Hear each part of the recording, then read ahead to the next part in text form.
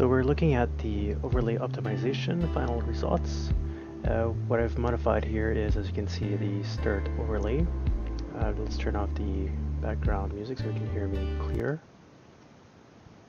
So as we start the first scene, the starting soon scene, most elements have been optimized so that it takes much less resources. It's been compressed as well. Many of the color palette has been reduced. It may not be noticeable, but it was modified on purpose so that when it's being broadcast, you have minimal distortion in the image. There's still the soup bowl animation that needs to be revised, which is going to be in the future. And over here is the second overlay, where we have the gaming vision, the gaming screen, and in a chat room. This one we can activate it or enable or disable whenever.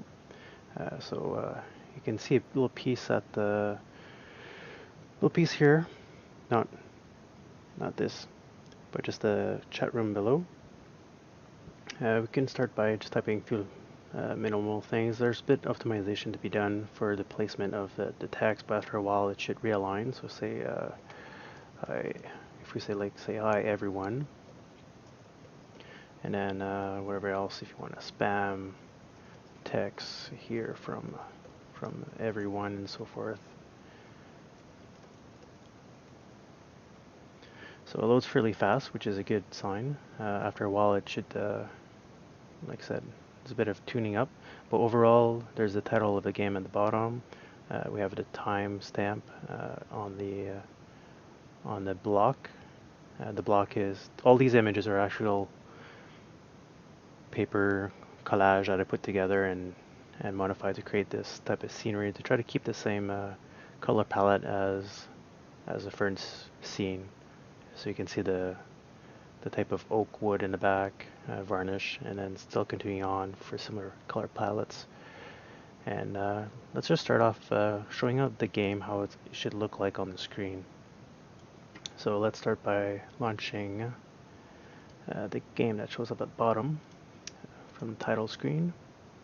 Just to kind of give you a quick look as how it should appear. And there's a bit of distortion on the side of far over there when there's a new thing that loads up. Sometimes it distorts the edge of the screen. And talking about this at the bottom, we'll look at this shortly after. So just by looking real quick as the game loads up,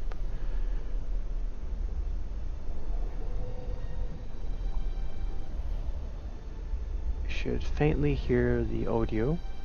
The audio is not to the maximum so that you can hear me while on a speaker, on microphone.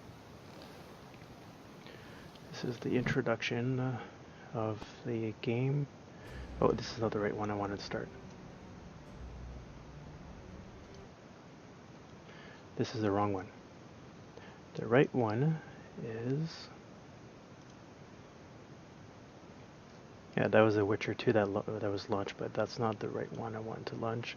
It's The Witcher Enhanced Director's Edition Cut. Director's Cut. So Enhanced Edition Director's Cut, which has a different introduction to the video.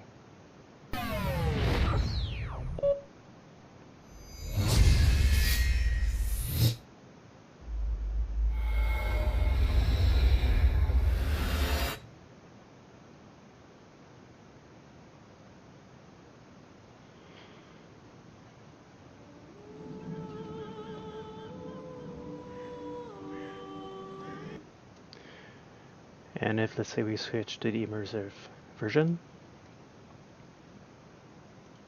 His name was Geralt of Rivia. He was a witcher, a professional monster slayer. An unusual contract. More or less the resolution is fairly the same. Held a monarch's daughter. It was enough to spend the night with the princess.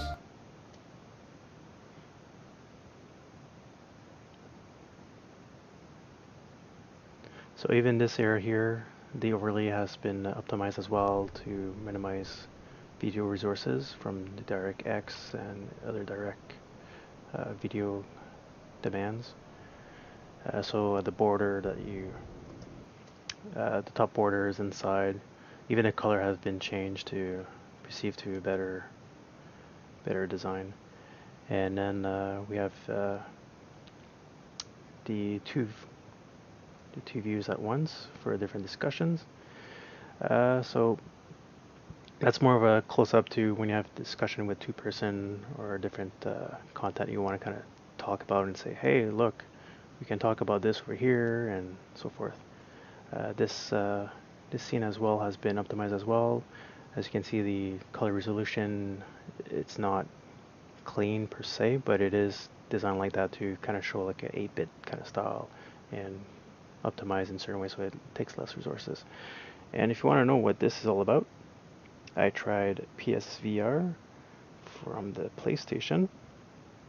This is in regards to this little image on the side that you see right here. And that's going to be part of a different video in the future. But more or less, I have tried the PSVR, and I was part of a contest at this event. And again, if let's say we want to start the game, it should also appear on this video as well, on the screen on the side here. And we can go ahead and just play along, so forth. So I find this optimization is very nice on the much better than previous version.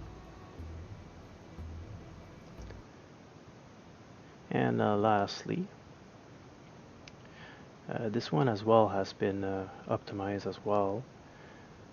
So it's generally the same. It'll tune up with the graphics, the text, so that it's more centered, less jitter the quality of the images, and optimize as well so it loads much quicker. So in overall, you're looking at possibly roughly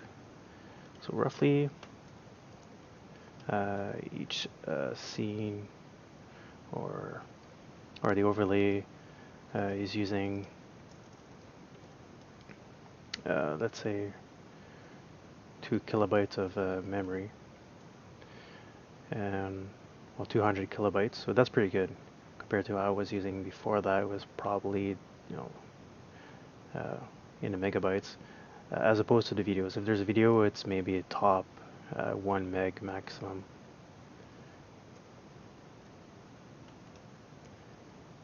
Max per overlay. But then the game, that's its own set of settings. So this is it.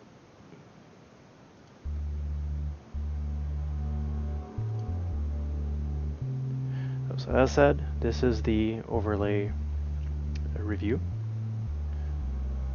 and hopefully it runs great. Well, I know it runs great as it is.